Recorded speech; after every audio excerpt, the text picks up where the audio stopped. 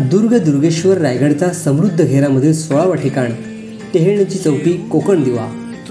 राजधानी रायगडाचे संरक्षण कवच म्हणावे अशा काही टेहळणी चौक्या रायगड घेरात आहेत. नेरावची चौकी, घरोशीवाडी, बांधणीचा माळ चौकी, नगरभुवन, लिंगाणा आणि सह्याद्रीच्या रांगेतील कावळ्या घाटावर लक्ष ठेवण्यासाठी तसेच वायव्येकडील सिद्धीच्या मुलखावर लक्ष राखण्यासाठी महत्त्वाची चौकी म्हणजे कोकण दिवा.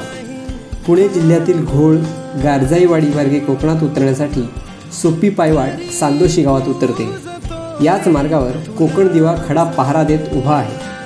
शिवकाळात या चौकीवरून दिवा दाखवून, मशाल दाखवून किंवा गवताची गंजी पेटून किल्ले रायगडावर सांकेतिक संदेश पाठवला जात असे. कोकण दिव्याच्या माथ्यावरून दुर्गेश्वर रायगडाचा लख्खरूप दृष्टिक्षेपात येते. कोकण दिव्यावर एक गुफा आणि काही पाण्याचे टाके बघायला भेटतात. राजधानी रायगडाच्या संरक्षणात्मक दृष्ट्या छत्रपती शिवरायांनी कोकण दिव्याचे भौगोलिक स्थान व महत्त्व ओळखले होते.